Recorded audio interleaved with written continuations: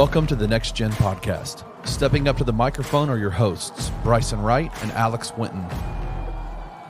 They got next, so let's get to the show.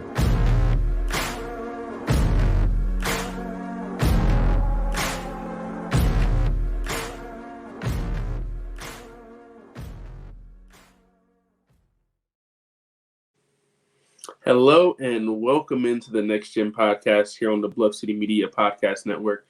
As always, I'm your host, Bryson Wright, and I'm joined by my co-host, Alex Winton. And we got a lot to get to today, but obviously the first thing we got to get to is the NBA Draft Lottery, right? And obviously a little disappointed because the Grizzlies are supposed to get 7, possibly move up into the top 4, stuff like that. And the Grizzlies are going to be picking 9. And it's disappointing. It's definitely disappointing. It's one of those things where I was watching it, and as soon as I saw that Houston and Atlanta had both jumped, I was like, yeah, this is not going to be good. I was like, at that point, what's going on? Like, really, that's what I was thinking. What's going on, man? What's going on, bro? Yeah, and I'm just like, wow. Because I think the Hawks had a 3% chance, and they got the number 1 pick. That just shows, like, the lottery is insane. Like, just the draft lottery in general is ridiculous, man. But Grizzlies are picking 9th. Obviously, it's dang near worst case scenario in terms of where they were at in the lottery. Like, they could have been, I think, 10th as well. But 9th was like, 2 teams jumped over them. Very kind of just disappointing in general on that front. But I think the good thing is, because of the way this draft class works, it's all going to depend on who's actually going to be there at 9. And I think one of the issues is we're not really going to know who's going to be there at 9. Obviously you can say that about any draft, but this is more than any other year. This is one of those drafts where you might luck into getting somebody better than you expected at 9, just because the top 15 of the draft order is completely malleable. Like, I've seen some there'll be one mock draft will have a guy going 1, and another one will have him going 11. And Klingon, I've seen Klingon go 2. I've seen Klingon go 7. I've seen Rishashur that I've seen him at 1, and I've seen him at 12. 12, and it's insane. Like, we really have no idea who's really going to be there. I do think that it does set it up, though, that they're probably not going to go center in the first round. That's just how I feel, just because I feel like if they were going to get a center, it would probably be Klingon.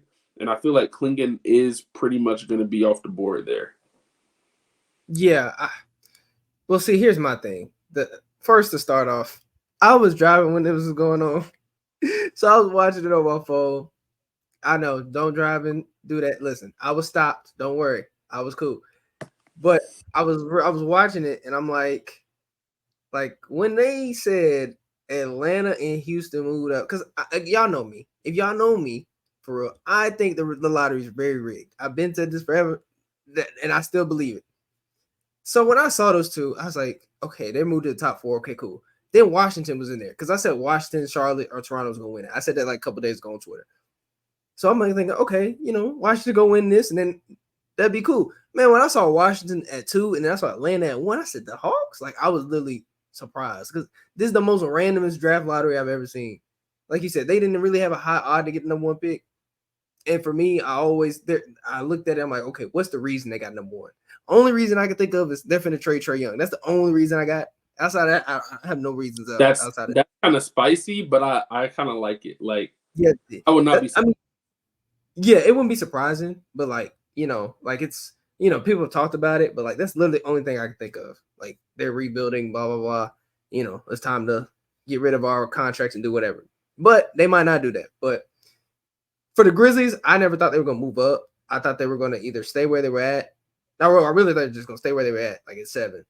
But for them to move down 2 spots, I mean, I knew the league wasn't going to mess with us for real like that. I told people they weren't going to move up. We still got to get back in their good graces. So, I understand that. That's cool.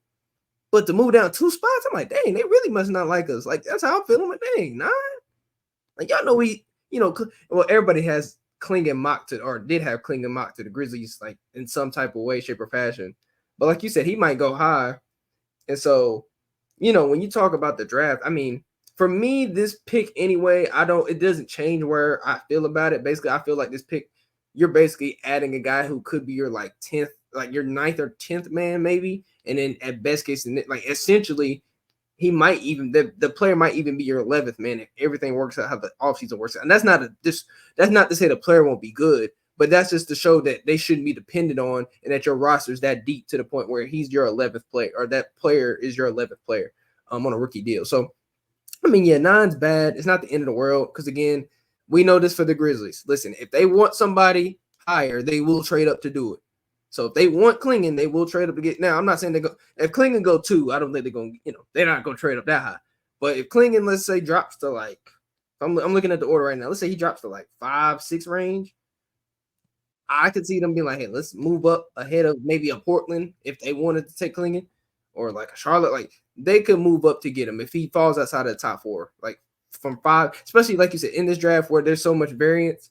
Like you could see a lot of trades going because some guys like their guy higher, so they got to get up to get him, or some guys might fall. Like it just all depends. And again, everything's gonna change with draft workouts and all that. Like that changes things. Like so, some guys might fall. Klingon's number 2 right now, but it wouldn't surprise me if Klingon fell to like 9 or 10 because of a guy like Isaiah Collier moving up, or Cody Williams moving up after workouts where they were basically ranked higher than him the whole year, and then he had that run in the tournament. Now he's like top 4. So, I think a lot of things are still going to change, but at least now we have a clear sense of like order because like all the mocks are all over the place because nobody knew the exact order. So like and still they're going to be all over the place, but you have at least for the Grizzlies, in the actual teams that are taking drafting, they have a better sense of okay, we can do this. Who's going to be in our range now?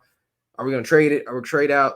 So. Yeah, it was disappointing in the sense, but like for me, it's just like okay, like for me, this is just like an extra part of the puzzle. Like this draft lottery or this pick doesn't really, for me, impact much of what their plans are. It helps your plans and stuff like that, but I think their main plans are more free agency and trade based versus drafting based. So yeah. Yeah, no, I think if they had moved up to like the top 4, they probably would have gone with Klingon or somebody like that. And then you can really be like, okay, this is our center of the future.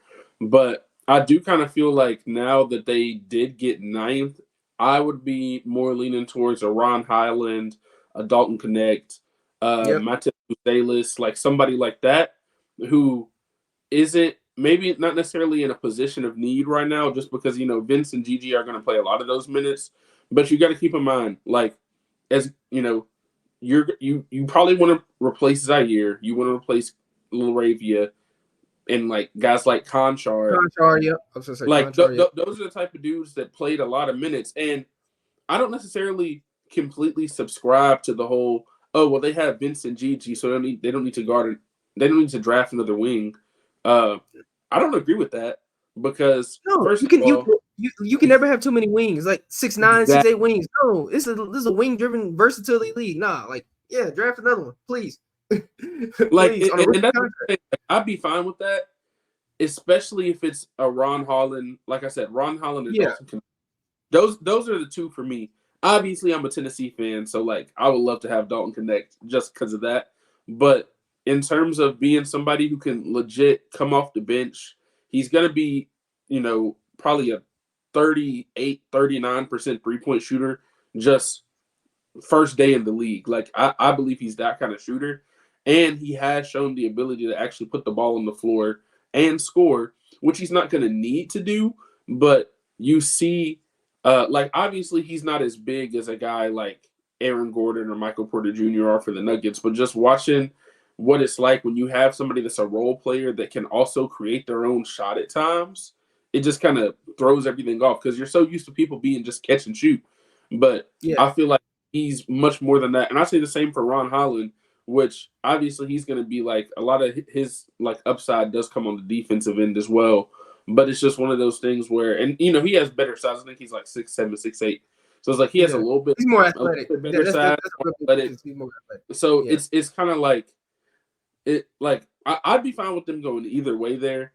And then I would look for them to possibly trade back into the first round or maybe use some of those second round picks they have to get another big man. And then I would assume they're probably going to try to get their like starting center either through trades or through free agency. Yeah, that's the thing. Also, to your point, like you said about them, they're not like you said, Aaron Gordon or Michael Porter Jr., but they're at least wing size, like NBA size wings. Like they're all both 6'6", 6'7". And again, keep telling people about this team. We are very small. That's why I have not entertained small guards. That's why you will not see me clamoring for Reed Shepherd or Dillingham. Not because I don't think they're gonna be good players, but if you already have, like I've been saying, when you are, it's just a politics and money thing. When you already have your money tied up in the Ja, Bane, and Smart, but all three are making 20+ million. One is making like 30 million, or two of them are making 30 million, one's making 20. Then you're talking about Luke Kennard, who's 6'3", 6'4", and he's making 15 million. Why would you then draft somebody at 6'1", 6'2"? Like, it just doesn't make sense, especially when we just watch it. We'll talk about the playoffs probably a little bit later. But when we're seeing these teams only playing like two guys that are like under like 6'3", 6'4", most of the time, why would you draft somebody that short? Unless, not saying, this is just assuming, unless you're going to say, hey, we're not going to keep Luke and or Smart on the roster. Then that makes a little bit more sense. But if you're going to keep both, it just doesn't make sense to get guards. So that's why I think, again, like you said, I think it probably, those type of names like Holland, Kennett, probably will be there. I'd probably say Kennett probably be there. I think Holland's going to go higher, personally. Or he should go higher. I think he's probably, in my opinion, like a top 5 guy, like easy. Like, to me, like, well, I mean, Ron Holland is a dude where he's a dude that, I mean, coming into the season, a lot of people thought he could be number one. Like, I remember that. Yeah, I remember that. So I wouldn't be surprised, especially in the draft. I mean, everybody's been saying this is a weaker draft. Like, and in terms of maybe like if you're a team that needs your next star player, I could say, yeah, it might be it's a little bit of a weaker draft. But for a team like the Grizzlies, who already kind of has their core and is looking for people to build around that, like, I feel like there's a lot of different directions they could go with that, and they can still get like. And I mean, there are still a lot of issues from the season, like the half-court offense part of the things, which is something I think a guy like Connect could help with off the bench. You know what I mean? Just more people, people that can create and make shots. Because, I mean, if you look at the Grizzlies this season, I mean, even when they did have those injuries, they didn't have an issue creating open looks. Like, they got tons of open looks. Look, they never do. I listen, you know me. I've said this the last 2 years because everybody talks about half court offense, Jenkins process. Listen, I understand it. There are certain times when I was complaining about the process, but trust, I watched listen, me and Bryson, not just me and Bryson, but a lot of people, but us particularly, we watch a lot of these games. The problem is not getting the looks. It's about making them. Go look at the percentages. They were bottom 10 in 3-point percentage. They was bottom 10 in 2-point percentage. Like, they just don't have the talent. I keep telling y'all. They're going to get the looks, especially when you got John Morant. John Morant creates open looks by himself. He's going, like, easily. I was going back and looking at old Grizzly highlights, and I'm like, dang, Josh was creating, like, looks for Zaire Williams and DeAnthony Melton and Dylan Brooks. And those guys were shooting, like, 32%. Now, look at the guys you got now, Vince Williams, Gigi Jackson, or now let's say Kennett or somebody. Like, all those guys are, like, 37, 38% from three on catch and shoot. Like, that's a big difference. Your offense will look probably a lot better when those guys play. So, I think people got to understand that is like, bro, it all comes out to the talent. And so, like, for them with the Grizzlies, they need more guys that can make shots. Like, it's simply that put. Like, most of these teams, especially in the modern NBA, where I think, if I'm not mistaken, shout out to my boy P. Philman. He said this a while ago. I think in the last like 5, 7, 8 or 5 to 8 years, there's only been like one team that's been outside the top 10 in terms of 3-point percentage. In terms of, like, that won the title, I think that was the Lakers, but everybody else has been like top 10. So, like, it's just part of the modern NBA. You need guys that can make shots and make shots with size. Like, they can't just be your 6'2", 6'3" guards. They need to be guys that have size, especially for this team.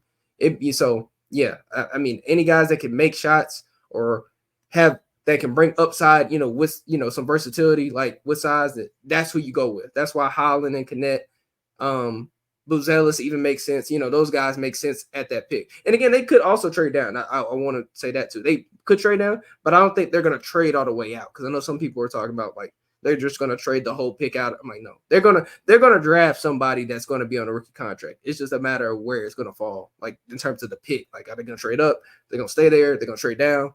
Like, so. But they'll have a rookie on their roster. Like that's I mean, that's obviously another option, like another way of trading down and not all the way out, even if it is trading down to like 15, 16. And I think if they do trade back, I think it'd be more likely to see them go for a center there, because then you kind of get into more of the range of a guy like Khalil Ware, Zach Edey, uh, just guys like that. Maybe even Filipowski from Duke. Like that's another guy that they could be looking. Holmes from Dayton. Yeah, Deron Holmes for sure. Like, but like you be seeing maybe more of those names. But like I said, this draft is so kind of like you really don't know where guys are going. So all those guys that we just named, they could go like 15. They could be second round picks. Like I've seen some places like I think like Holmes now, I think he's pretty much a consensus first round pick. But like a couple months ago when I was looking at this stuff, I was like, dude, some people had him in the second round. And I'm like, I don't see that now as much. Obviously, I do think he's probably going to end up in that like right post lottery range, whether that's like 17 to 22, somewhere in there. And I do think like him and like I said, Edey, Zach Edey might be the most polarizing player in the draft. Like easy. Yeah, people love him or hate him. Like, people love him or hate him. Like it's literally no in between. Like people love him or like, oh, where he's the top 8 pick, or did some people like no? Like he's like back end of the first round. Like there's no middle ground. Like literally, I've barely seen it. So yeah, I see Zach Edey's role on an NBA team as like a bench big who can give you spot minutes and is going to rebound and stuff like. I don't know how much of the offense is going to translate, just because when he was at Purdue, so much that like the offense was give him the ball and let him back down for 15 seconds of the shot clock and do all that kind of stuff. Like they did a lot of that, and I don't think NBA teams are going to be able to do that. But like some of those plays like in the pick and roll where he was like a lob threat and stuff like that, I think that's going to be a possibility. I think he does have he's 7'4", so the rim protection is there on that front. But it's just going to come down to like, do NBA teams really think that he's going to translate? And I don't think he's going to translate all the way. I think it's very likely that he could have a solid career, but I don't see him as like an all-star or whatever, national player of the year in college. He's going to win MVP, like nothing like that, obviously. But I do think like if it's late first round, I wouldn't be mad at it. Like overall. Yeah, I would. Yeah, and that's the thing. I wouldn't be mad at it because there's, again, we're in Grizz group chats, with everybody else. I'm in one in particular where I got guys that 2 people in particular. Shout out my boy Kev. Shout out my boy Memphis X. They love Zach Edey a lot. They like him top, like what I think 5, 6. Like they would take him. I tell them all the time. Like look. I mean, if you like him, cool. I don't hate him. Again, I think best case scenario he's Zubac. But like you said, I always tell people that you have to look for the translatable skills that are scalable skills that will translate to the NBA and what your role could be in the NBA. Again, you got to think, is a team going to be like, hey, let's give Zach Edey the ball and throw it to him? Like, because again, he's effective in the lob as a lob threat, no question. And again, he could be effective in out of the short roll, stuff like that. But it's like, again, do you really think he's going to command a lot of double teams? Like you're like, it's the same thing. I'm not going. People are going to kill me for this. I'm not saying he's Kenny Lofton, but it's the same thing that the Kenny Lofton issue. You're not going to play through Zach Edey. So if you're not going to play through him, where is his value at? That's why Klingen's such a big, or most people are higher on Klingen than Edey, because Klingen doesn't need the ball to be effective. He can play. You could play through him a little bit as a, playmaker, hub. But that's the thing about Klingen, is that he can play make out of DHO actions. He can play make out of the short roll. Not only that, he's going to rebound. He's going to defend. Like he's not going to need touches. He's not going to take touches away from your favorite players, or not favorite players, but your top players. And then he has maybe upside to be better offensively and finish better. So that's the things you got to look at. Whereas with Zach Edey, like you say, they're throwing the ball to him where he's the only really offensive option. Their guard play was not great. So they're going to throw it to a 7'4" guy, where there's most teams that don't have a 7'4" guy. Then you also have to account they don't have a 3-second type rule. So that's a big difference too, where you have that in the NBA. And then you also got to think you're playing against different guys where, like you said, like Is his game going to translate? Because again, he not to say he's slow, like he's going to be decent, but again, is he going to adjust to the speed of the game correctly? Like again, like it's all those questions matter, and he might prove me wrong and be great. But again, I don't, as a Grizzlies fan, I don't want to be the team that figures out if he's great or not. We've already had that issue where we had a polarizing prospect in Zaire Williams, and we seen obviously how that turned out. I don't, and again, I'm not saying he's going to be Zaire Williams, but I'm simply saying I don't want to take on the risk of a guy like that for this team at like 9 or 10. I'd much rather you trade back to try to get him, especially if you're going to take him top 10. There's no disrespect to Zach Edey. He might be good, but I do not want to take him top 10. You trade back and take him. Then that's cool because I think you get assets. Then you get Zach Edey. And then again, you could still get your big man because at the end, even if they take Klingon, like if there's somebody get Klingon, I don't really want any of these players, like even if it's a center, obviously that's the need of position that we need. I don't want any of these guys really starting. They're going to be part of rotation, of course, but like I still am big on you draft, even if they draft a center, like position of need, you still go get the starting center in the free agency or trade market because you need to double down. Because again, no disrespect, Brandon Clark, love Brandon Clark. He going to miss games. And then again, it might not be missed games because he's injury prone, but they're going to have maintenance days. They always do. They've done this for years. Like Brandon Clark's going to have maintenance games. He's especially as a role player. It's going to be different for Ja, Jaren, and Bane because it's 65 games, NBA awards. But role players like Brandon Clark, especially coming off first full year off Achilles, he's not going to play every game. And then you got Jaren, but you're going to need another big that's going to help him out. Or maybe not one, but two. Because, again, if you go get another big that starts, he might get hurt too. So then you need another big. So that's why it's like, and they're not going to, no disrespect to Trey Jemison, but they're not going to sign him. And I don't think they're just going to go into, free agency or anything or the roster next year thinking Santi's going to play 5. So that's why I'm like, they're going to get like 2 bigs at least. One that's like an emergency big and the other one's like probably a starting big. And that emergency big might be the guy that you draft in the, or the emergency big might be the guy that you draft. So, they got a lot of options, but it'll be interesting to see. It's just so funny looking at the Grizzlies. I'll say this. If they do end up, like, let's say Klingon somehow, some way falls to 9, and they do get Klingon, I still feel like they would end up starting him and then bringing in another big off the bench, maybe. Like, just at least in the regular season. Yeah, I can see that. And if it doesn't work out, maybe then you can move him to the bench. But I think they're going to want to see, like, what does this lineup look like with Klingon? Like, if you're going to use a lottery pick on him, I think they'd want to see that early on. And then it would be more likely, I think, if they do trade back and then they get a guy like Edey or a guy like Ware or a guy like Holmes. Like, if they get one of those guys, it would be more likely to see them come off the bench and then maybe go and get another guy. Just because, like, I feel like they're not going to – because like you're saying, the main thing is whatever rookie you get, you don't necessarily want them to be in the starting 5, like day one. Like, that's not always the case. There are some times where that's worked out, and I do think that center is the position. Just because it's the position they need the most, it's the position that's most likely to happen at. But, I mean, if they get Ron Holland or Dalton Connect or somebody like that, I would still expect them to come off the bench behind Vince, behind Gigi, behind Smart, like whatever you do in the starting 5, right? If it was me, like, I'll continue to say I'd rather see, like, Gigi or Vince be in that starting lineup. But, I mean, if you're telling me you have Dalton Connect as your backup 2 or backup 3 and Ron Holland as, like, your backup 3, possibly backup 2 as well, like, just in that range or just as your backup wings, I'd be okay with that. Just because I do feel like they have the upside for it. And I feel like if they draft one of those guys, that means they're also going to make a trade that is going to be like either Zaire or Laravia or somebody like that is going to be going somewhere else to make room for whoever that is that they are going to draft. But please.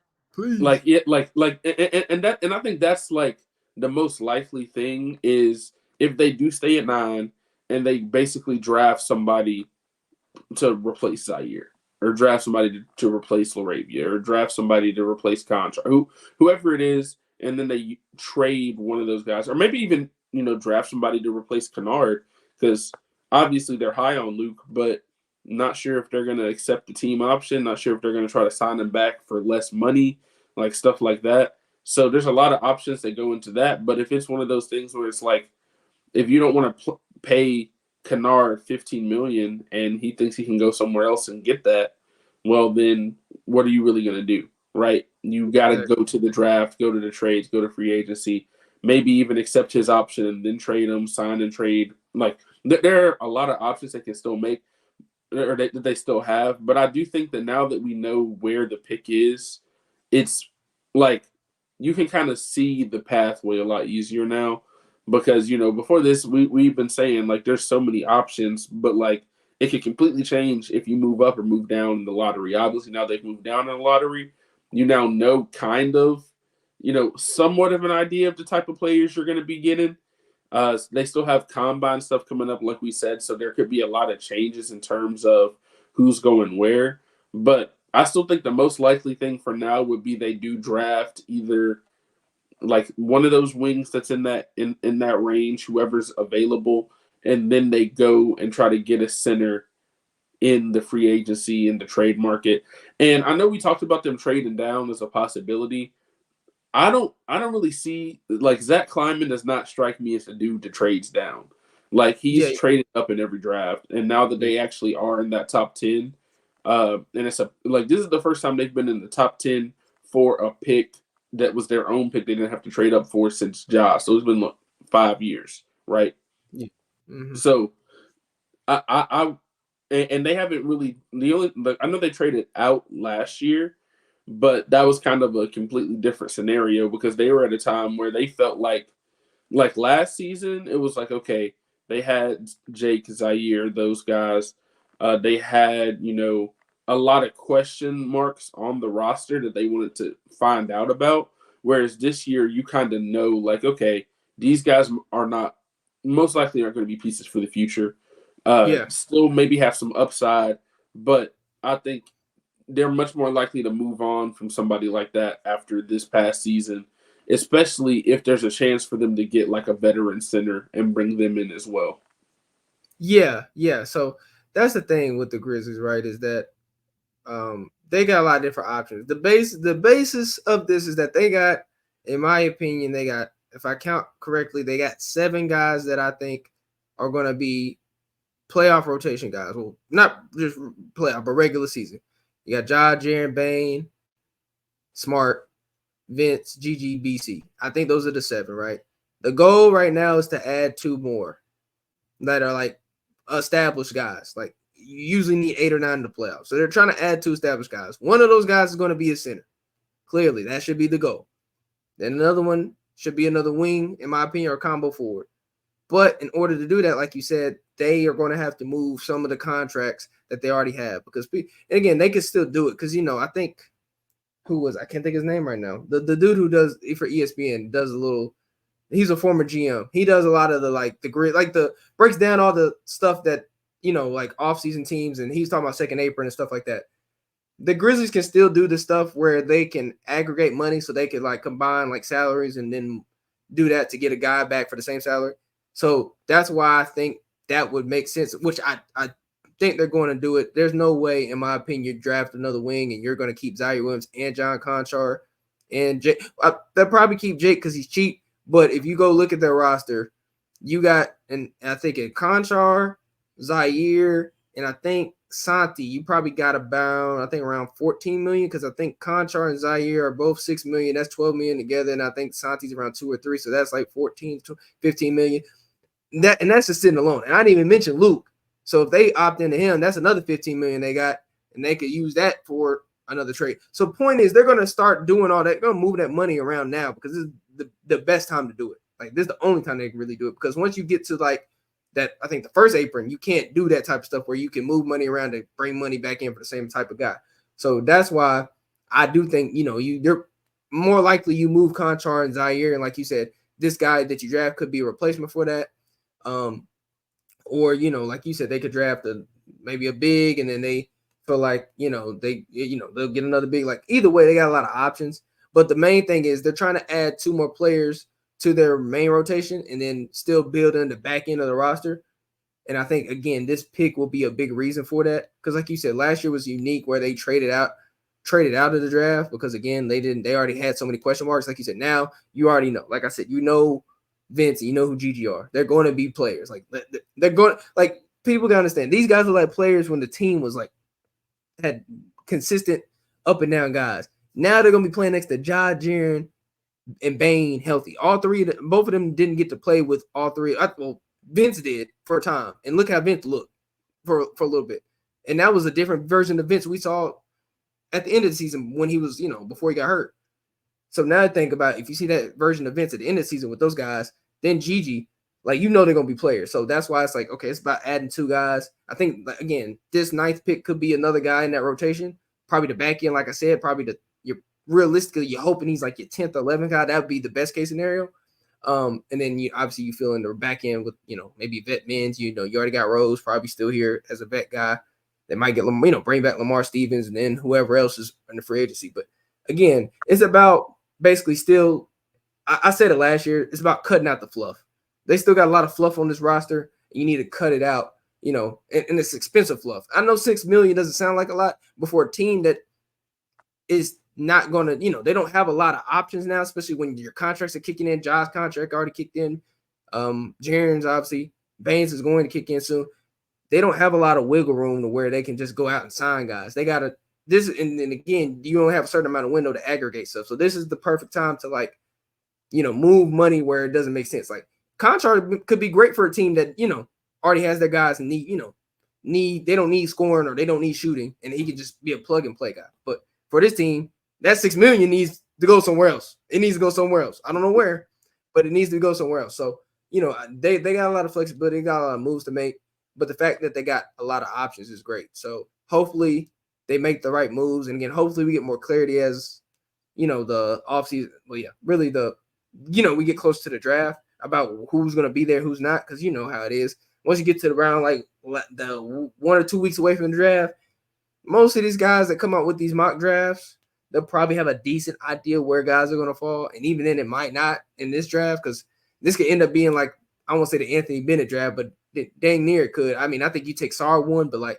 who's to say, I don't know, Ron Holland doesn't go 1 or I don't know. People talking about Klingon going, I don't know. I don't know who's going to go 1. I think Sarr should go 1, but yeah, I can't. It's really crazy. I would probably say it's going to be Sarr just because he's 7 and can do everything basically. Except obviously he's not a knockdown 3-point shooter or nothing, but he basically does everything else, right? Defends, can rebound, protect the rim, score inside, score off the dribble. He can do all that stuff at 7-1. So I feel like he's gonna go number 1. But that's another thing is okay, if he goes number 1, are they gonna try to play they're probably not gonna play him at the 4? Or does that open up the Grizzlies mess around and trade for Clint Capella or somebody like that?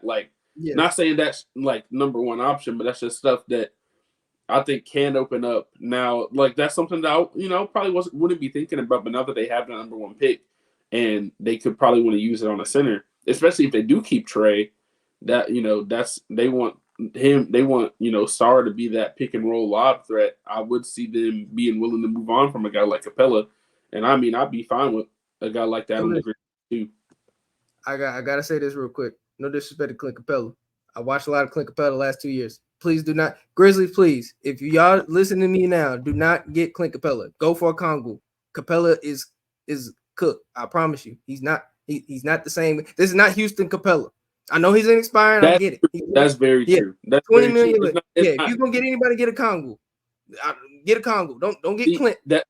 And the other thing is, I feel like Atlanta would be more. That's why I said I think that's somebody who Atlanta would have available because they would have Sarr and Kongu. Exactly. Oh, for sure. Yeah, for sure. Yeah. So but not saying that should be the number 1 thing, but I just think that's something that I think the Grizzlies would consider just because they consider it. We'll see exactly what they do, but it's one of those things where they just need somebody to go out there and rebound mostly, more than anything, right? They just need when they were at their best, it was when Steven Adams was leading the league in offensive rebounds, right? Now, I'm not saying that Clint Capella is the same player. He's not. I don't think he's as good as Steven Adams overall. You could argue that, but I just feel like Steven Adams does impact winning more, even though Capella probably has better counting stats just overall. I feel like the stuff that Steven Adams does is really hard to replicate, and I think that's kind of where we're at. And that's why I really just it would be great if he had just never got hurt and they could have just kept him. But like with all the injuries and stuff, I get why they had to move on. But it's like it's going to be really difficult for them to find somebody that can affect the game the same way that he does, especially if it's going to be like a rookie or if it's somebody who teams are willing to trade. Because a lot of the guys that you would say like, oh, let's just go get him, teams are not gonna. Teams are not letting those guys walk very often, or aren't really trying to trade those guys. Like if you're talking about I know we've talked about getting Isaiah Hartenstein or something, or even Mitchell Robinson from the Knicks, even though he's had his injury issues. I still feel like the Knicks are probably not gonna want to get rid of Hartenstein just because of that, right? Because Robinson has had those injury issues. Maybe they'll trade Robinson, but then, like I said, he has injury issues. So it's almost like any guy that you bring in, it's going to be hard for them to bring in somebody who's like a perfect fit. I don't know if there is necessarily a perfect fit, but I do think they still have a lot of options when it comes to centers. But like we've been saying, it just needs to be somebody who's going to go out there, understand their role, get rebounds, and pass the ball back out if they need to. Like that's literally what the Grizzlies need, and somebody who. Obviously, they'll have Jaren to be like the main rim protector, but I'd like it to be somebody who at least plays defense. I mean, the whole team, it's a defensive mindset on the whole team, right? Yeah, that won't change. That won't change under Jenkins. Yeah. So I don't think that's going to change with whoever they bring in too. I think Kleiman is going to bring in somebody who definitely is one of those guys who's like defense first, defense rebound, bruiser kind of guy. Like that's definitely what the Grizzlies are going to be needed, and this is it's going to be cool to see, especially because we're going to talk about the playoffs too. If there's any of these playoff teams that might, maybe they're not going to re-sign somebody or bring somebody back based on their performance they've had this year, and maybe that's somebody the Grizzlies could look at as a free agent. So, yeah, and see that's the thing for me with the big spot. It's about bringing in a big that.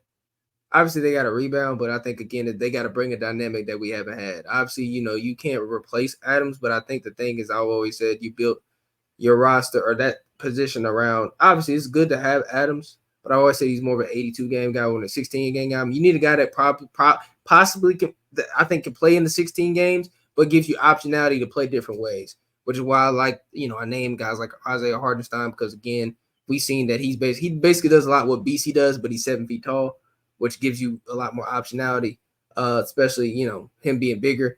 And then on top of that, because obviously how that worked with BC. Then you also, I know people don't like the Wendell Carter thing because, again, of the injuries. I think he just had another, or he's getting a resurgence again on his hand. But, again, he brings a different dynamic because with the Grizzlies, obviously they've had Santi and Jaren as a front court, but Santi's not the same rebounder or defender that Wendell is. Obviously, Wendell has health issues. Like you said, nobody's going to be perfect, so you got to look at all that. Some people look down and be like, oh, he hasn't played 65 games in a minute, but he's always played 55-ish games the last 3-4 years. So, it depends on how you look at that. But, like, he's a guy that can shoot the three ball. And we've seen this team at their best, or the vision of them at their best is when you have 5 out spacing for Ja Morant, Desmond Bane, Jaren Jackson Jr., where they can just attack, especially Ja, who's going to get guys open. So that brings a different dynamic where you got a guy like Wendell potentially playing with Jaren, who now you got 2 bigs that can shoot the ball. That paint can be open, or he can play with your other big BC, who's not a non-shooter, but you still have that same type of dynamic that you would have with him and Jaren. So it needs to be a big that brings a different dynamic, or like a lob threat, like Mitchell Robinson would be one. Obviously, again, health issues, but needs to be a guy that brings a dynamic. It has to be something different than what Adams is. It brings, they have to bring something what Adams did, which is the rebounding, but it has to be something that, is not a liability. Because again, what Adams is, he wasn't a bad finisher, but he wasn't the greatest finisher, and then he could make free throws. So, and then on top of that, he wasn't able to move on the perimeter in the playoffs. So when you have all that, it hurts your value in terms of what you can do. So, if they can stir up a couple of those things, that's what I want to see. So that's why I named those guys. But like you said, they got a lot of options. Again, I don't think they can get any big. They got to get the right big. Because, again, like you said, no big's going to be perfect. We know this. There's no perfect player. It's just not going to happen. But they got to be able to realize what, what their the strengths and the weaknesses are and the risks are, and then be willing to take those on. So hopefully it's a big that makes sense and all that, but we'll figure it out. Because like you said, playoffs and all that will play a part. Even teams that have already been eliminated, they might be thinking, hey, how can we level up? So we got to move these players to get this, to get some other players. So that could, be something where basically how the Grizzlies got smart. The Celtics were like, hey, we got to move smart to get Porzingis and get these guys. And the Grizzlies just swooped in to get smart. You know what I mean? Like it could be something like that all over again. Because again, these teams are always going to be moving, especially how the playoffs are looking right now, where it's like, you got these teams that, I mean, not bad, but like a lot of these teams where people look at them like, how did they do this and that? And you probably feel closer than you should. Like, especially the Grizzlies, they probably feel like, man, if we were healthy and we make a couple more moves, we're just as good as these teams. You know what I mean? So, and I'm pretty sure a lot of these teams feel like that. So, yeah, I think, it'll be an interesting offseason in terms of like moves being made and stuff like that. Yeah, definitely for sure. But yeah, Grizzlies picking 9th. Like I said at the start, a little disappointed that they moved down, but I still think they're going to be able to get a good player there. I don't think it's going to be an issue with that. And they still do have a lot of options. Obviously, the 9th pick isn't as valuable as 7, 6, or any of the ones that they could have got ahead of that. But it does still hold value. So if they do want to trade out of it, they want to trade for a bigger name player, I do think it would still have value. Or if they just want to take somebody, we've named like a lot of names they could take there that I think could have an impact next year. But moving on from that, I did want to have to get back to our conversation we've been having about the NBA playoffs. And I think we started with this series last week too. But Nuggets Timberwolves, definitely the most intriguing series that's happening right now, in my opinion. I mean, yeah, the best series in my opinion. Yeah. I mean, because I always like it when one team, kind of takes the lead, and especially in the social media era. And even me, like, I'll admit, when the Timberwolves went up 2-0 and they won both those games on the road, I was like, okay, Denver is in trouble. Like, I mean, but that's the natural reaction. It's like, okay, y'all just lost 2 games at home, and now it's like, even if you get one on the road and you go 1-1, you're like, okay, they're still going to be down 3-1. And the only way for the Nuggets to get back in the series is really for them to win both games on the road. And it's like looking at that after when they're down, 0-2 and they just lost by 30, a lot of people were like, oh yeah, it's over. But the way they came out in game 3, and really just really the first quarter of game 3 was when I was like, okay, like obviously the series wasn't over at that point either. But I was like, going into game 3, I was like, we're going to see how they come out in this game, because they came out flat in game 2. And I was like, dude, how do you come out flat in game 2 when you're down 0-1 at home? Like, you can't come out flat in that game. And if you come out flat down 0-2 on the road, now you're really cooked, right? Cooked. Like what I'm saying. But they came out, they played great. Jamal Murray's been playing a lot better. I think Jokic has been playing better. And he's been attacking his one-on-one matchups with a lot more efficiently, and I think he's been doing it better. Because I think it's sometimes just like Jokic, it kind of has that kind of LeBron feel sometimes, where LeBron is so good of a passer that sometimes he's too passive, and I do think that Jokic has had that same issue, and I think you kind of saw that a little bit of game 2 as he was coming out and he's trying to get everybody involved. And then he never really got in a rhythm offensively. And then he only ended up with, I think, 16 points. They ended up losing. But it's in this game, he came out and he was really, these last 2 games, he's been a lot more aggressive.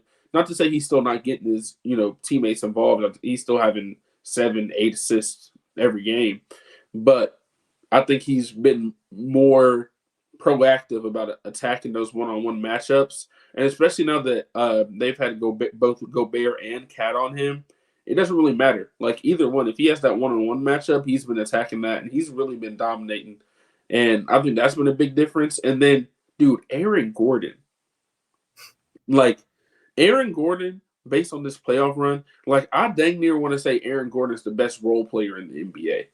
Like, he's one of them. He's top yeah, five. Like, Top if you're talking about in the playoffs, like, he's probably been the best role player in the playoffs this season. Just, I mean, like you said, at least top 5, top 3. Like, obviously, like Josh Hart and stuff for the Knicks has been playing awesome, especially on the boards. And there's other guys who go to different teams. But, like, in terms of a guy who's, like, the legit, like, 4th option in the starting 5, right? Because there'll be other times, like, means, Jalen Williams. Jalen Williams is not a role player to me. You know what I mean? Like, Jalen Williams is basically the 2nd option. Right? He's gonna be a star level. He's gonna be a star level player. So yeah, that's what I'm saying. Whereas Aaron Gordon is literally like he has a defined role. He's gonna be a lob threat, and he's gonna do some catch and shoot threes. That's about all that you're gonna see from him. He did have a couple times in this last game where he actually did kind of attack mismatches, and that's what I was talking about earlier for like in the draft is looking for a guy that can attack mismatches like that. Because it just adds so much to your offense. And then you have a game where Aaron Gordon was 10 for 10 from the field and stuff at one point in the game. And it's just like insane to watch that kind of unfold. But this is like the 2nd or 3rd time where I've come away from a playoff game where I'm like, dude, Aaron Gordon was like the best player on the floor for like 50% of that game.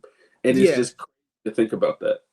Yeah, and you really ain't got no chance if Aaron Gordon's the best player on the court. Yeah, it's just cooked. But yeah, no, I thought Denver, I wouldn't say they were cooked. I thought they were, there was concern, but I had to remind people today, this is the same team. Obviously, whatever you want to call it, how this happened, context of it. It's the same team that came back from 2-3-1 deficits in the same postseason. Obviously, it was in the bubble. I understand the home court advantage. It plays a factor in it, but you still have that experience. And I'm not gonna say a lot of those guys, but the main guys, Jamal Murray, MPJ, Jokic, are all still on that, were part of that team. And then they just won a championship last year. And so obviously we haven't seen them face this type of adversity, but like if anybody was gonna do it, in my opinion, it was them. And so for me, obviously you see in game 3, you saw they came out with more energy. But again, like you said, it came down for me mostly. Jamal Murray just played better. Like if Jamal Murray plays better in game 2, they probably win it. Or not win it.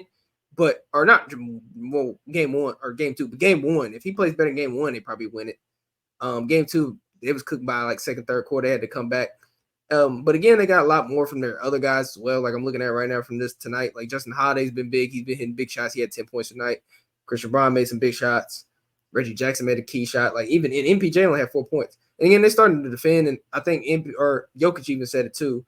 They're starting to get out in transition too, which is not letting Minnesota set up the half-court defense, which is where they excel. And then on top of it, Minnesota's starting to play like the team I expected them to be. And I'm not saying they're a bad team, but this was the 17th ranked offense in the league for the regular season for a reason. Like they were not a consistent offensive team, which is why I had doubts about them because I'm like, okay, are they going to be able to get the points required? Because you still got to put the ball. The game is about, scoring. So like you have to score. And so Ant obviously has been great in that regard. Even tonight, I think he had 43 or something like that, 44, something like that. But somebody has to show up consistently. No disrespect to Jaden McDaniels. I don't believe in Jaden McDaniels like that offensively. He's very streaky. And you're paying him Jaden McDaniels is not on the court because of how good he is on offense. Yeah. But my point is they need his offense. Or, especially if Cat's going to be bad. And then it's like, no disrespect to Mike Conley. No, hold up. You just went by it. That's the issue. Jaden McDaniels is not the one that needs to be like obviously you like him to hit shots. Obviously, yeah, for sure. You want him to hit shots. But the guy that I'm looking at, especially in these last like 2 games, I mean, it's got to be Cat, man. Yeah, like, sure. Absolutely. Cat has to be a dude. Like if they want to be where they're gonna get, because I mean, you have Jaden McDaniels and Rudy Gobert on the court, right? Those two offensively are not bringing you a lot. Right, Gobert might bring you some offensive rebounds and putbacks, but even like, dude got like Jokic pulled the chair on Rudy Gobert and he took like 5 steps. Like that's like the first move. That's like the first move your uncle teaches you when you try to back somebody down when you like 7. And it happened to him. It was like nobody ever pulled the chair on him before. And I'm like, dude, like you gotta be able to, like, if that happens, you need to raise up and dunk the ball. Right? But like, and I think Jokic is smart enough to know, like, that's not what Rudy Gobert does. He's awkward. Like offensively, he's an awkward player. That's why he turned the ball over 5 times. Like he doesn't know what to do on offense just a lot of the time, right? So you got those 2 guys in the lineup, and then obviously love Mike Conley, but he's getting older. He can knock down the 3, and you'll see him take somebody off the dribble to do a floater once or twice a game. But that's not a guy that you can really go to and be like, "Hey, I need 20 from you tonight." Like that's not really. This ain't 2017 Conley. No disrespect. Now, if you need him to get 12, he can get you 12 every night. But I'm looking at Cat, especially in this last game. It's like, dude, you gotta find a way to generate mismatches, generate offense, especially on the interior. And I know you're the best 3-point shooting big ever and all that. You won the 3-point contest, but it's like, dude, if it's not falling, you got to go to the rack too. And I do think he has done a little bit of that, and he tried to do that a little bit in this game 4. But it's kind of hard when Ant is playing the way he's playing. You want to have the ball in his hands so much, but you gotta get Cat involved because I don't think they're gonna win this series with Cat being a 14 points a game guy, which I think what he had in game 4. Like you're gonna need him to be 20, 22, 10 rebounds, like stuff like that. So and that's been the knock on Cat like since he was at Kentucky. Like he's got to do it consistently, and he just hasn't. But it's just really interesting. I will say all these second round series I think have been pretty interesting. Because that Thunder Maverick series, I think right now, because going into it, I picked the Mavericks as well. Mavericks are up 2-1, possibly go up 3-1 if they win this next game. But just to see the way that like PJ Washington has been playing. So like I know I said Aaron Gordon is the best role player. PJ Washington's got a case for it. It's like PJ Washington, Josh Hart. They all got a case for it right now in terms of how they've been playing in the playoffs. And I mean, these last couple games, PJ Washington's been incredible. Luka's been banged up, but he's still been, I feel like, playing up to the level that they need him to.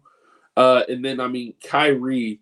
It like we keep talking about it is the time that the Mavericks went to the Western Conference Finals. The last time they went, they had Jalen Brunson, and now they have Kyrie basically playing that role. And the way that Kyrie has been able to run the offense when Luka's not on the floor and kind of give Luka some breaks, even if Luka is on the floor, to where he doesn't have to have the ball in his hands for 70% of every possession. I feel like it has opened up their offense a lot more. They've gotten a lot more guys involved. And really, Kyrie, I feel like his passing has been better than I've seen it. Almost like I don't know if I've seen him pass the ball the way he has, and it's not always just leading to like great assist numbers. But he had a couple times on drives where I'm like, okay, yeah, Kyrie's going up with that, and then he's dumping it off to Derek Lively or dumping it off to Derek Jones Jr. And those guys aren't always finishing it, but I feel like building that trust and continuing to build that rapport with all those guys, I think it's going to help them like the rest of this series. And if they go on past the series, it'll help them like Western Conference Finals, maybe even the finals if they make it that far. Yeah. I had the Mavs too. Obviously, Mavs in 6. I still believe in that. Obviously, the PJ Washington's been playing great. Again, this is why I always say the Grizzlies, for the most part, are role player 2 away, because a lot of these guys are role players. Like I keep saying, like when you have your stars, you're good. You just need role players. Because PJ Washington, he was good last series, but he didn't have these 20-point type games. Like he's had 20, I think it was like 28 and like 7 threes in another game. The last game was like 25. Like great series for him right now. This has been his series, and like you said, with Kyrie, he's been at least in my opinion, the best second half player in the playoffs. Like it's something about him when he gets them second halves. He's been really like in that mode, especially last game in that fourth quarter. I think he had like 3 or 4 straight buckets. Like, and he even had that clutch bucket where it was that left hand floater over Jalen Williams. I'm like, man, that's tough. Anywho, but yeah, I think Kyrie's been a big part of Luka helping him out because, like you said, Luka's been playing up to the level. His scoring's been down, but I think his overall impact on the game has been better because of Kyrie taking less reps from him, like keeping his usage down to the point where now he can play better defense. Because I don't think people give him Luka a lot of credit for how well he's defended in this playoff. Because again, they're gonna look at the numbers and be like, "Oh, he's been playing bad." And again, he hasn't really shot the ball well, particularly well whole playoff and all that. Obviously, he's still a walking basically triple double, but like he's really been defending and giving effort on the end. I think a lot of it has to do with he's having more energy because of Kyrie being able to take over the game. Because again, no disrespect to Jalen Brunson when he's playing with the Mavs, but that version of Jalen Brunson was really great, but he wasn't Kyrie Irving. Kyrie Irving we seen as one of the best number twos for a while. And so now you have that. And I really think the big thing obviously is PJ Washington. Obviously their bigs are playing well, or not well per se, but they've been big in terms of what the difference is because OKC's a smaller team, which is why I thought that was a big problem. And then they're not inexperienced, but a younger team, don't have the experience, but really a smaller team because they're playing Chet as your real big, and Jalen Williams, the other Jalen Williams is like 6'8", 6'9". And I think the last two games, the really big thing with the Mavs, I think they've out-rebounded them and had more second chance points. And a lot of that has to do with Daniel Gafford and Derek Lively. Even though Lively can play a little bit better, he hasn't been finishing well, but he's been making big plays, obviously big rebounds. He made big free throws down the stretch of last game. And so I think that thing, and guys have been making shots. I mean, listen, I don't know if y'all saw it on Twitter. I was talking mess about Tim Hardaway. I said, I ain't seen Tim Hardaway make a shot in 2 months. Game 2, I think it was game 2. Was it game? Yeah, it was game 2. Couldn't miss. I was like, I couldn't miss. Maybe, listen, I don't know what happened. Maybe I'm just a big jinx, but yeah, I was like, okay, that's crazy. But again, they not just him, but like Derrick Jones Jr. and Josh Green have made big shots. So like their role players are playing up to the level. Obviously, I think with the OKC, their problem is they don't have enough. They don't have enough size. I mean, again, and I think they got the scoring, but again, the biggest thing is the playmaking because again, some of the reads that Shea has made have not been questionable, but he's not the great. Like again, that's the biggest thing I said about Shea. You look at his box score numbers; they weren't bad, but I always say that it's a different feeling when you're the number one guy, like when it's your first playoff as the first like real guy. Like when you're going game plans is different, a lot different. And again, Shea has been not bad, but when you watch the game, there are certain times where they force him to make reads, and that's led to turnovers and stuff like that, which has helped work in the Mavs' favor. And again, so he's gonna have to figure that out. And obviously, Chet's gonna have to be better offensively and not just Chet, but just Jalen Williams in general. Because I think Shea's the only one that scored 31 Shea was the only one that cracked 20 points. So somebody has to step up for him offensively in that regard. And so yeah, I think I don't think the Thunder are out of this series. Obviously, they could easily win next game. But you also could say that for the Mavs too. They could be better in spots. Like Kyrie only scored 9 points in that game too, and they still won that game. And then you got to think, what if Lively starts to play a little bit better, finish around the rim? You know what I mean? Like there's certain variables for both teams that you could say if one plays, that variable changes, that increases their chances of winning the series. So, I feel decent about my Mavs in 6th pick. I still don't feel great because they had to come back and stuff a little bit, but I feel okay. And like going into it, because like I picked the whole playoffs. I know you probably did too on the little NBA pick'em thing, and I went through, and this was like it was definitely one that I took a lot of time on to think about it, and I think it does really come down to, like you said, it's like experience of like Kyrie and even Luka at this point. I mean, Luka's been in the playoffs every year since 2020. Well, not last year, but like but outside of that, 3 times. Like last year didn't make it. But rookie year last year. Yeah, he's been there. He's been there multiple times. Which Shea has been to the playoffs before, but that was with like a completely different version of the team when they kind of had Chris Paul and they were doing all that. Like it was just a different team than what they have right now. And I don't think he was the level of player that he is. Obviously, he's gotten a lot better since then. And I think him being the number one guy, Chet being basically a rookie, even though he, it's year 2, but basically being a rookie because he didn't play at all in his first year. Really the first time we've seen Jalen Williams in a spot like this, which I think he's had his moments as well, but it's just like experience. It's not always the case, but like experience usually beats like next to no experience. That's just how it usually works.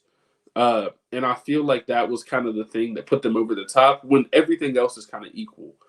because even though the Thunder were the number 1 seed and the Mavs were like a 5 seed, I feel like since the trade deadline, that Mavs team has been playing a lot better than a number 5 Yeah, seed, yeah, right? yeah. So For sure. just based on how they played since the trade deadline, I felt like I just felt like the Mavericks had a lot of momentum going. Yeah, for sure. And that's the thing that you see. That's why I was big on the experience factor, because I've seen it with the Grizzlies where they played against teams where they had more experience. We might have had a better top end talent, but the experience always plays a part. And again, that's not to discredit the Thunder. They're going to be around for a while, but it's just something different when you've been in those playoff battles and know what to do, especially when one of them is an NBA champion with Kyrie. Like, he knows, like, this is not, he knows it's a long series. He understands that, you know what I mean? And, you know, you got guys like Tim Hardaway and, you know, well, really Tim, Luka, been to the conference finals. Tim Hardaway's been in, you know, playoff, like, he had a lot of playoff experience. Where you go look at the Thunder roster, I mean, the guy that has the most playoff experience is Gordon Hayward, but he's only playing 4 minutes, like 5 minutes a game. Like, he's not really impacting the game. So, I mean, yeah, he's Yeah. not impacting the game. But I do think it's good to have a guy like that on the bench. But like, but it's different. Yeah, but you know how this is different when you have a guy that can still play and be on there. That's why we got, you know, Marcus Smart, and that's why you got guys like on Boston have Al Horford, and, you know, all these teams have vets that can play. Like, it's a big difference. So, you know, those type of things matter. And so, I mean, again, like this is going to be a competitive series. I would not be surprised if it goes 7. Like, I would not be surprised at all if it did, like, somehow. But I still got Mavs in 6 though. Still feel pretty yeah. No, I mean, I think that's a good pick. I think that's a good pick, especially because that game 6 will be at home. But it's going to come down to who wins game 4. I think if the Mavs win game 4, they might win in 5, obviously. But it's like one of those things where just based on how that momentum goes coming out of game 4, is going to really, I feel like, determine it. And then, I mean, I know it also gets to the 2-2 series as well. Like, I mean, we have the Nuggets Timberwolves at 2-2. Now Pacers Knicks also at 2-2. So you really got the swing game coming up for both of those, especially in that Pacers Knicks series too, going into that one. I feel like that swing game, game 5, it's gonna be the biggest game that the Knicks have played in New York, probably in my lifetime. Like, that's just going off the top of my head. Is like just going back. I mean, no. If y'all see me making a face, I'm just thinking. Yeah, go ahead. I'm thinking. Like legitimately in the last 15, 20 years, like this is going to be one of the biggest games. I mean, it's 2-2. You win this game, you take control, and you're basically, you know, not to say it's going to be a cakewalk to get to the Eastern Conference Finals, but like, you win this game and you're in the driver's seat to go to the ECF, right? Yeah, so you're probably right. I'm just checking just to be sure. Just to be sure. Hey, and if it happened, if you say something in like 2004, I was like 3, so that doesn't count. So I'm looking at it. Yeah, it probably is the biggest game since 12-13 because they lost to funny enough, lost to the Pacers 4-2 in 2012, 2013. Was that first round? Or is that second round? No, second round. The semifinals. So it's the same thing. Yeah. Okay. Same thing. Yeah. So basically the same thing, but obviously way different rosters. But yeah, it's literally the same thing. So yeah, you're probably right. Or maybe so it's at least the biggest game in New York since 2012. Yeah, because last year I didn't feel like I felt like Miami was just better. But this year I feel like, obviously, you know, most people would say New York is better, at least in this series. But, you know, they just, you know, had more injuries, and then, you know, they went, you know, the home teams basically have held their home court. So now it's going to be like, okay, can we still do that in game 5? Because, again, if you can't do it in game 5, you don't want to go back to Indy game 6, especially the way they look today. Boy, Indy was up after, like, I think Indy was up 20 after the first quarter, and it was not a game after that. So see, and that's the thing about the Pacers is I feel like they have these moments where, like, I'll even go back to watching when they played the Grizzlies, and there was one of the few games where the Grizzlies were actually nearly fully healthy, and the Grizzlies got out to like a 20-point lead, and were up by 20 in the second quarter, and then I think it was tied going into the half. So like they have these times where if their offense is clicking and Halliburton's making threes and skipping up the court and talking trash in front of the refs, and Miles Turner's blocking shots, and you got Andrew Nembhard making all these shots that he hasn't made all season, and it's just like that Indiana crowd is going. And I think that that home court advantage in Indiana is crazy because they're kind of operating on the same thing as Indiana hasn't really had that success since that's basically that same time.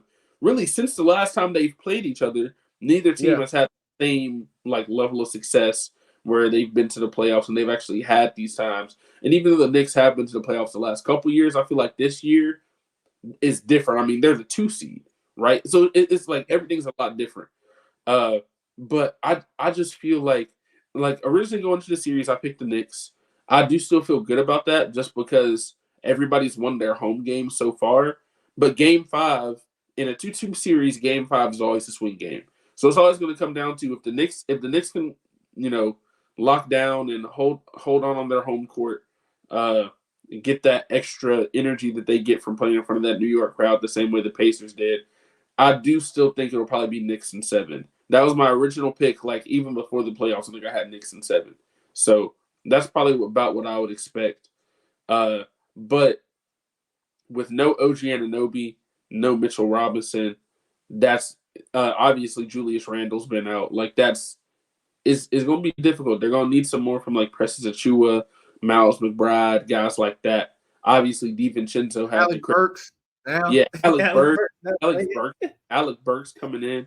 Dude, Alec Burks, dude. My 2K14, my player and Alec Burks was the greatest backcourt duo in Utah Jazz history back in the day.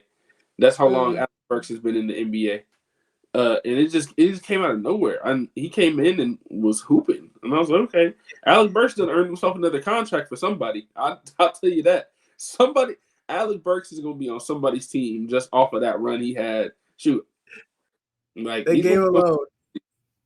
That one game. I mean, hey, look, you come in a playoff game and you start 5 for 5 from the field and 2 for 2 from 3 or whatever it was. Real pro.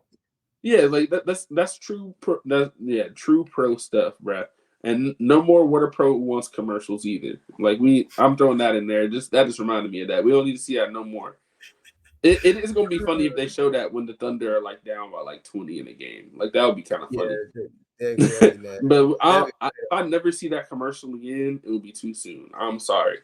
I know that's a tangent, but I'm not with it. But last thing, going to Celtics Cavaliers. I think I picked Celtics in 5.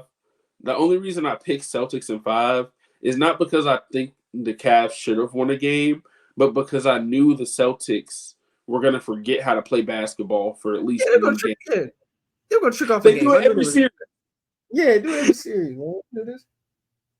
It's they just have one game where it's me and you are out there playing instead of Jason Tatum. It's dude, what are y'all doing? And it's just sometimes it's just the shot isn't falling, and it's partly that. But it's just dude, in that game too, they just didn't look like they cared. They just didn't look like they cared. And it's just it's really weird to me that a team can really turn it off and turn it on like that. Where it's just some nights where it's oh yeah, they just don't have it. And it's going to happen at least once in every series. But, they're lucky that they're playing against Donovan Mitchell 1v5 right now. No Jared Allen. Yeah, because Jared Allen has been out, obviously. Evan Mobley, he's good on defense. I think he's been solid on defense. And the offense has been coming around. I think he has been averaging 16, 17 points in this series, something like that. So it's not that he's playing bad. But it's just he's not the dude that you're worried about offensively coming into the series, right? That's not really his role. I think they need a little bit more from Darius Garland, which outside of he's had his moments in the playoffs, obviously, kind of at the end of that game 7. He had, I think he had a good stretch in that fourth quarter. He had a good, he's had stretches, but he just hasn't done it consistently. And that's really what it comes down to a lot when it comes to a lot of these guys in the playoffs is can you do it consistently? And he just hasn't. So it's the only guy who's really been consistent for them has been Donovan Mitchell. And he's been incredible, right? And whenever you're playing for the Cavs, and they're saying you're doing stuff that only you and LeBron James have done, you should feel good. And that's the kind of stats he's been putting up back to back 40-point, 30-point games, first player since LeBron. Anytime you see first player since LeBron, you should feel pretty good about yourself. So Yeah. Shout out Donovan Mitchell.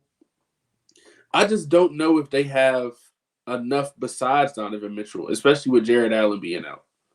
Yeah, I'm looking at it right now. Yeah, Donovan Mitchell's averaging 32, Mobley's averaging 18, Garland's averaging 14, so they need way more from Garland. Love Garland, but I think Garland's injuries have messed up his rhythm all year. So you expect more from him, but he's like a mystery box every game right now because of that, because of the rhythm and confidence and deferring, because in that game was a game 2 when he was hitting shots, they look great. Because again, and that's the thing with the Celtics too. Those games they trick off too, they don't defend. So these guys get open practice shots and just hit a crazy amount of threes. Because I think the Cavs before that game didn't crack, in that other series they barely cracked 100 points. In that second game they cracked 118 points. But again, Boston, like you said, I just think I wasn't really worried. I knew they were going to trick off a game. I just it's usually that game 2. Don't know why it's game 2, but it's funny. But yeah, now again going forward, obviously, probably even if they make it to the conference finals, which they probably should, they play either the Knicks or the Pacers. Knicks or the Pacers, and even then, they're gonna play one of those teams that probably better than. But they can't go to the finals and say, "Oh, we're gonna trick off." You can't do that in the finals. They did that a couple years ago, and that they ended up losing the series because of that. So they gotta figure it out at some point. Obviously, I think KP being out plays a factor in this because I think even though they tricked their game off with KP there. I think KP's been the X factor to me. I think, again, if they get to the finals, he's got to be healthy because I think that's the whole reason they were so dominant. It was because he can do a lot. He makes them a walking mismatch team in the sense of they can just go up 5 out spacing. They got a lot of guys that can dribble, pass, shoot. They basically create a mismatch with every action that they run. And if they're hitting shots, it's just hard to do. And then on top of that, he gives you versatility defensively. He can, he's not an all NBA defender, but, he can guard, he can, switch, play up at the level, play drop. Then you got basically 1 through 5 on your, or 1 through 4 on your other, in your other positions that are, Drew Holiday, all NBA defender, Derek White, all NBA defender, Jason Tatum, pretty good defender besides Jaylen Brown. They all switch. So defensively, you can run basically every coverage you want to, essentially. So, yeah. So I just think, again, I think Boston's got this series. I wasn't worried. I had them going to the finals. Actually, in my bracket, I had them winning because, again, I just feel like for whatever reason, it's just their year, whether it's whatever you want to call it, whether it's luck, they get there and they get a couple shots. It just feels like their year. Now, Denver, they could easily go back to back. I would not be surprised by that either. But those two teams to me were always the teams where I feel like, okay, they're those teams probably going to go to the final, especially Boston. I know people like to, criticize Boston and Jason Tatum, but you don't win 64 games for no reason. Jason Tatum's been in these moments. There's no accident that they won. They were the best team in the league. Yeah. And, people be talking about Tatum and his numbers and stuff like that. And I'm like, look, I understand he needs to be better. No question about it. But, he obviously had that moment last game. We got to understand, this is the same dude that has had playoff moments ever since rookie year. He's not just going to forget how to play basketball. We saw moments dunk on LeBron in his first trip to the Eastern Conference Finals. Yeah, exactly. He's had his moments. Yeah. So, and you're not even talking about last year where I think they had the big shot he had that game 6 where they were in Philly and he had to hit those. He was playing bad the whole game. Then he had that fourth quarter run. Then he had that game 7 where he scored 50-some points. Then the year before that, he had that game 6 in Milwaukee to force a game 7 in Boston. Come on, man. Not everybody's doing that. I've seen some guys that have been talked about higher than him or whatever. They don't have them same type of moments. And again, he hasn't been great. His percentage is crazy bad, but he's been doing more to impact games. And obviously, he had a big game 3 because that's a big reason they won. He played as good as he's supposed to play as good as Donovan Mitchell. Obviously, he's a superstar in my opinion, so he's supposed to play better. But he stepped up. He stepped up in that game. That's the reason they won that game. And I think he's gonna do it. He's gonna do that tomorrow and then the next day. So that's why these players are those players. So I'm not really worried about Boston. They just got a lot of talent. One through fully healthy 1 through 6. That's probably the best. Well, outside of Denver, because Denver's got the starting 5, but those two probably man, that top 6 is crazy. When if that does end up being the finals matchup, which that was the finals matchup that I picked going into it, I mean, it would be awesome. Like, it would be an awesome series. I think those are the two best teams. Like, overall, I would say those are the two best teams, right? Yeah, sure. No question. And man, listen, if we get that series, man, we're blessed. That's all I gotta say. That'd be a great series. I know people don't think it'd be great. I think that series going 6 or 7. I don't know who I have. Well, I said Boston, but again, I can see either way. But that's far ahead because I could be saying this now and then Boston just end up losing the series. I could, and have or Denver end up losing the series. Nothing's guaranteed in this game. You think it is, and it's not. I've seen things where, oh man, they're definitely gonna win this game, or they're definitely gonna win the series. It didn't work out that way. That's why you got to roll the ball out and play. It might seem like, hey, this team has an edge and this and that, but that's why you got to go out and play the games because you just don't know. You just don't know. Because if that was the case, Miami wouldn't have made the finals last year as an 8 seed. Everyone was like, oh, yeah, they definitely. So you got to play the games. So you definitely got to play the game. But yeah, as always, I just want to say thank you to everybody who listened to this week's episode of the Next Gen Podcast here on the Bluff City Media Podcast Network. As always, I'm your host, Bryson Wright, and I was with my co-host, Alex Winton. And yeah, going to continue to get into this playoff stuff, continue to talk about what the Grizzlies are going to be doing with that draft pick, with the draft coming up in the next, month or so. So that'll be interesting to watch too. But like I said, appreciate everybody who listened to this week's episode, and we'll see y'all on the next one.